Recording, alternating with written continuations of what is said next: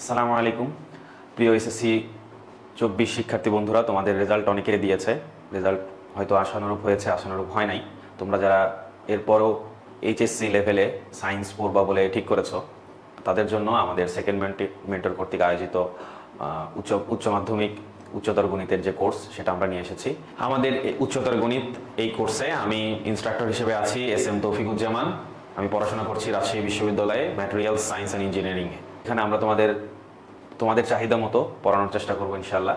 তো চলো আমরা দেখি যে প্রথমে আমরা জানার চেষ্টা করি যে উচ্চ মাধ্যমিকে উচ্চতর গণিতে কি কি বিষয় পড়ানো হয় দুই পত্রে।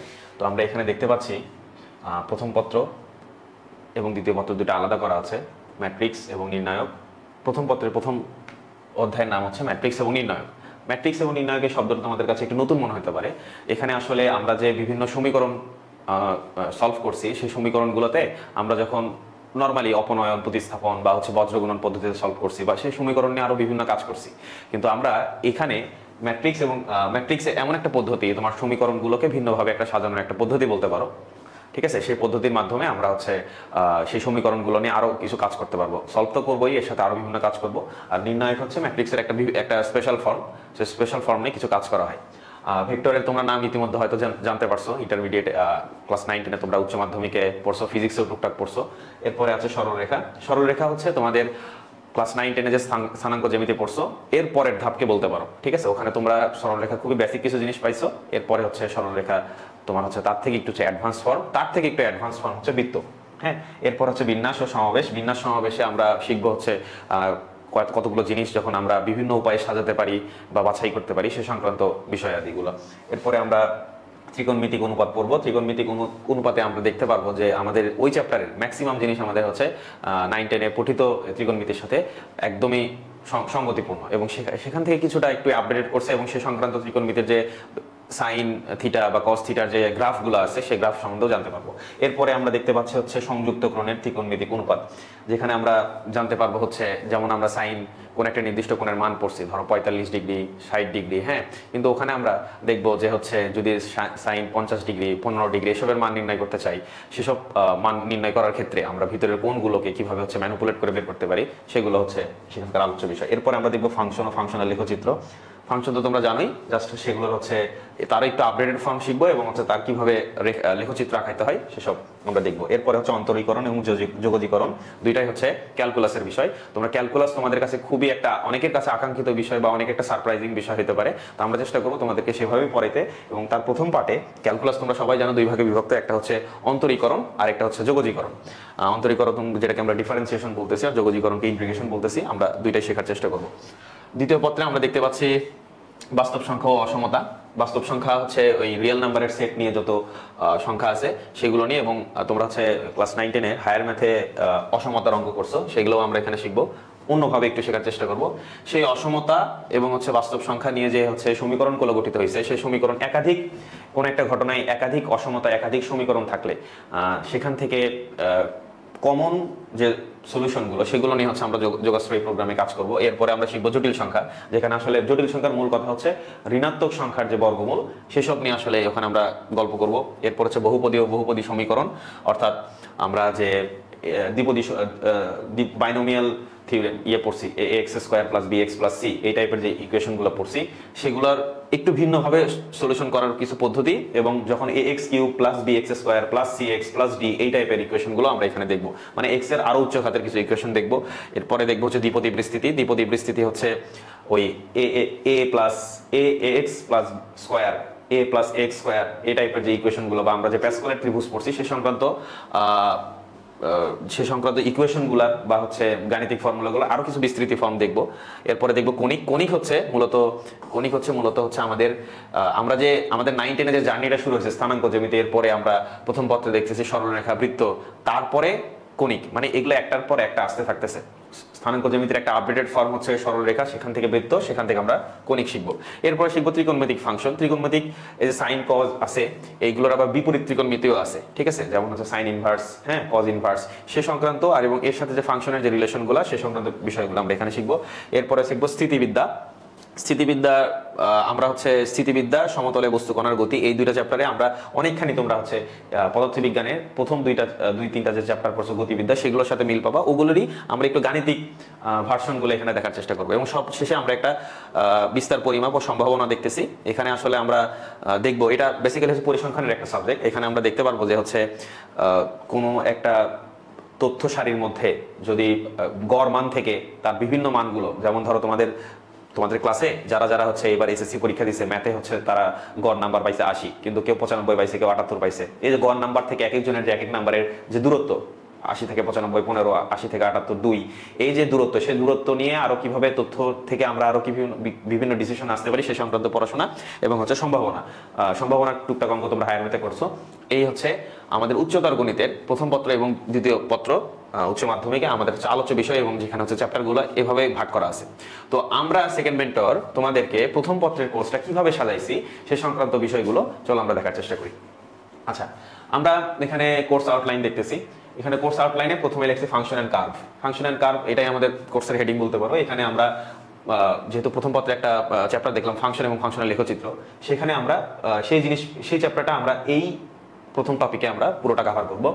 এরপরে ট্রিগোনোমেট্রিতে ত্রিকোণমিতির আমরা প্রথম পত্রের দুইটা চ্যাপ্টার দেখছি। একটা হচ্ছে ত্রিকোণমিতিক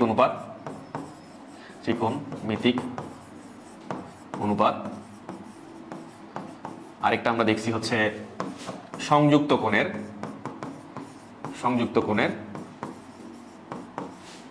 ত্রিকোণমিতি। ওই দুইটা চ্যাপ্টার আমরা হচ্ছে এই ত্রিকোণমিতির যে কোর্সটা মানে যে টপিকটা আছে সেখানে হচ্ছে আমরা আলোচনা করব। এরপরে দেখবো ক্যালকুলাস 1 এ হচ্ছে আমরা আলোচনা করব হচ্ছে লিমিট এবং হচ্ছে ডিফারেন্সিয়েশন।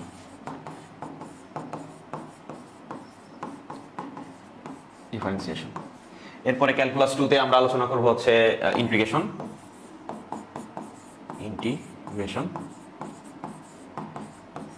এরপরে আমরা আলোচনা করব ম্যাট্রিক্স এবং ডিটারমিন্যান্টস, যেটা হচ্ছে ম্যাট্রিক্স ও নির্ণায়ক এবং হচ্ছে ভেক্টরে আমরা আলোচনা করব হচ্ছে ফিজিক্সে যে ভেক্টর পড়তেছি সেটারই একটা ম্যাথমেটিক্যাল ফর্মগুলো আলোচনা করব। স্ট্রেট লাইনে আমরা সরলরেখা আলোচনা করব, সার্কেলে হচ্ছে আমরা বৃত্ত আলোচনা করব, পারমিউটেশনস এন্ড কম্বিনেশনসে আমরা বিন্যাস এবং সমাবেশ আলোচনা করব।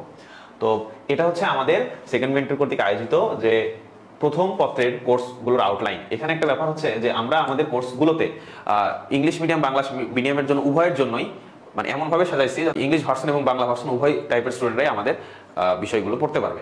এখানে আরেকটা ইম্পর্টেন্ট বিষয়, সেটা হলো যে আমাদের যখন কোর্স লঞ্চ করা হবে তখন তোমরা দেখতে পাবা যে প্রত্যেকটা কোর্সের আউটলাইনগুলো, ধরো হচ্ছে তোমরা কোর্স কিনতে যাওয়ার সময় দেখলা যে ট্রিগোনোমেট্রির মধ্যে এই দুটো একসাথে পাবা, ক্যালকুলাস 1 এর মধ্যে এইটুক পাবা, ক্যালকুলাস 2 এর মধ্যে এইটুকু পাবা। তো আমরা কোর্সের আউটলাইনগুলো বা নামকরণগুলো এইভাবে করার চেষ্টা করছি। এবং তোমাদের এখন স্বভাবতই কিছু প্রশ্ন থাকতে পারে, তো দেখি আমরা কোন প্রশ্নগুলো। তো প্রথমে আমরা বলতেছি কোন বই ফলো করা হবে। হ্যাঁ, কোন বই ফলো করা হবে? এই উচ্চ মাধ্যমিকে তো অনেকগুলো বই আছে, অক্ষরপত্রের বই আছে, এসইউ স্যারের বই আছে, কিতাবউদ্দিনের বই আছে। কোনো বই সহজ করে লেখা, কোনো বই কঠিন করে লেখা, কারো কাছে এক এক বই এক এক রকম লাগতে পারে। কিন্তু ইন জেনারেল যেটা হয় যে এসইউ স্যারের বই মানুষের কাছে সহজ মনে হয়, আর হচ্ছে তোমার কিতাবউদ্দিনের বই যারা একটু ভাব নাই তারা সাধারণত কিতাবউদ্দিনের বই পড়ে। তো আমরা সাধারণত যে বইটা ফলো করব, বেসিক বই যেটা ফলো করবো সেটা হচ্ছে এসইউ স্যারের বই ফলো করবো। তবে যদি এমন হয় যে কোনো থিওরি এসইউ স্যারের বই নাই, অন্য বই আছে, আমরা চেষ্টা করবো সেটাও কভার করতে। এবং আমরা যখন প্র্যাকটিস করাবো বা তোমাদের দিয়ে হয়তো বিভিন্ন অনুশীলনের কাজ করে নেব, তখন সাধারণত এসইউ স্যারের বই থেকে করে নেব। এবং দেখা গেল যে অন্য কোনো ইম্পর্টেন্ট অঙ্ক থাকে যেটা অন্য বই আছে, আমরা সেগুলো তোমাদের থেকে করানোর চেষ্টা করবো। সো ইন সামারি যে হচ্ছে কোন বই ফলো করবো, আমরা থিওরির ক্ষেত্রে সাধারণভাবে এসইউ স্যারের বই ফলো করবো।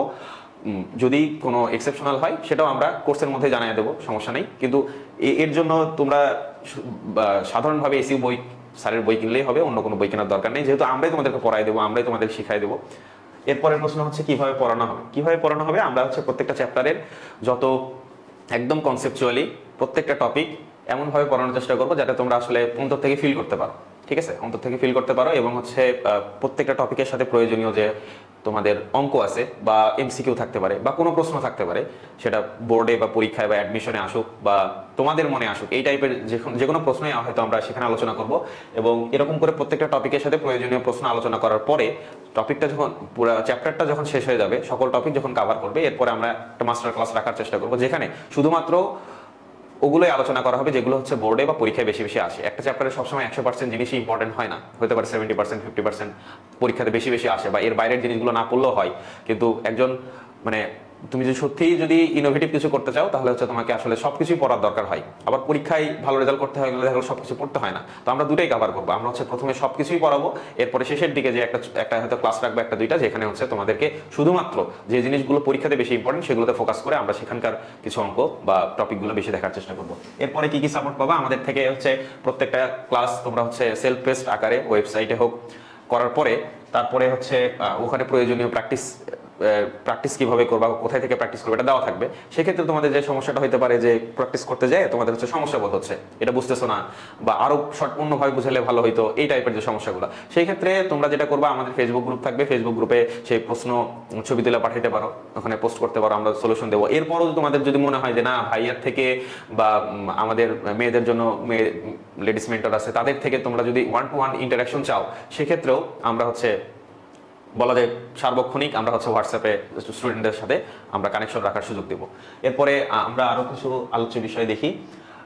আমরা কেন সেকেন্ড মেন্টরে পড়বো? হ্যাঁ, সেকেন্ড মেন্টরে কেন পড়বো? প্রথমে বললাম আমরা একদমই কনসেপচুয়াল লেকচার দেওয়ার চেষ্টা করব, ঠিক আছে?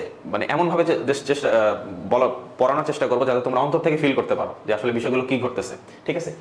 এবং হচ্ছে প্রত্যেক মাসে একটা দুইটা করে লাইভ প্রবলেম সলভিং ক্লাস হবে, তোমাদেরকে প্র্যাকটিস করতে দেওয়ার পরেও সেগুলোতে হয়তো তোমরা তোমাদের প্রবলেম শেয়ার করতে পারবা। এমন হইতে পারে একটা নতুন একটা ম্যাথ দেখাইলে যে ভাইয়া এটা কিভাবে করানো যায়, বা আমরা তোমাদেরকে হয়তো নিজেরা খুঁজে খুঁজে কিছু ম্যাথ দেখাইলাম, ঠিক আছে? এরপরে দেখবো হচ্ছে প্র্যাকটিস, প্রচুর প্র্যাকটিস থাকবে আমাদের এখানে। যদিও যেহেতু এটা সেলফ বেসড ক্লাস, ঠিক আছে, এখানে হয়তো নিজের গরজে হচ্ছে প্র্যাকটিস করতে হবে, কিন্তু আমরা সার্বক্ষণিক মনিটর করব, ঠিক আছে, যে তুমি কতটুকু আগাইছো, এই একটা ক্লাস করার পরে তুমি পরের ক্লাস কতদিন লেটে করতেছো, হ্যাঁ, তারপর হচ্ছে এর মিন হয় তুমি কতগুলো প্র্যাকটিস করলা, প্র্যাকটিস করার পরে সেগুলো রেজাল্ট কিরকম, হ্যাঁ, বইয়ের সাথে মিলতেছে কিনা, বা আমাদের থেকে কোনো জিজ্ঞাসা আছে কিনা।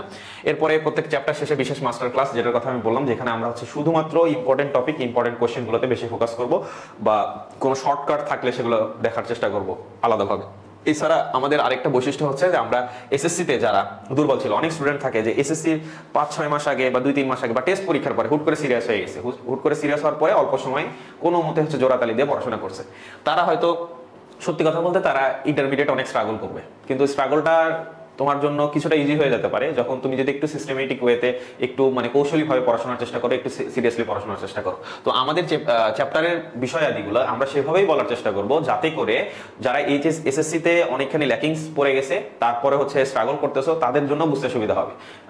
আশা করি আমরা সেভাবেই বলার চেষ্টা করব। এবং সেক্ষেত্রে তোমাদের যারা এসএসসি তে দুর্বল ছিল তারা তো আমাদের পার্সোনাল গাইডেন্স পাবাই, 1-to-1 ইন্টারাকশন পাবা, কোনো সমস্যা হলে, প্রবলেম বুঝতে সমস্যা হলে, কোনো থিওরি বুঝতে সমস্যা হলে সরাসরি যোগাযোগ করতে পারবা, ফেসবুক গ্রুপে হোক, বা যে পড়াচ্ছে তার সাথে হোক, বা কোনো আমাদের অন্য কোনো মেন্টরের সাথে হোক। এবং সবচেয়ে আরেকটা ইম্পর্টেন্ট যেটা বিষয়, যে আমাদের প্রথম পত্রের যে যতগুলো কোর্স আছে, যতগুলো অধ্যায় নিয়ে যতগুলো কোর্স আছে, প্রত্যেকটা কোর্স তুমি এট এ টাইমও কেনার সুযোগ পাবা। আবার তোমার যদি হইতে পারে যে আমি শুধুমাত্র ক্যালকুলাস এর হচ্ছে ডিফারেন্সিয়েশনে দুর্বল কিন্তু ইন্টিগ্রেশন ভালো পারি, তুমি চাইলে শুধুমাত্র ওই কোর্সটাও কিনতে পারবা। শুধুমাত্র ওই কোর্সের কিনেও আমাদের যে অন্যান্য সুযোগ সুবিধা আছে, প্র্যাকটিস বলো, তারপর হচ্ছে লাইভ প্রবলেম সলভিং ক্লাস বলো, বা অন্যান্য বিষয় আছে, সবগুলোতে তুমি ওখানে জয়েন করতে পারো শুধুমাত্র একটা কোর্স কিনেও। তো এই হচ্ছে আমাদের সেকেন্ড মেন্টর এইচএসসি 2026-এর জন্য, গণিতের জন্য যে মানে মডিউলটা বা আমরা সাজাইছি, সেখানে আমাদের এই আলোচনার বিষয়গুলোই থাকবে। তো আমরা আশা করছি তোমরা আমাদের কোর্স নেওয়ার চেষ্টা করবা এবং সেখান থেকে উপকৃত হওয়ার চেষ্টা করবা। আর আমরা সর্বোচ্চ চেষ্টা করব তোমাদের এইচএসসি জার্নিকে সাফল্যমণ্ডিত করতে, ইনশাআল্লাহ। ধন্যবাদ। আসসালামু আলাইকুম।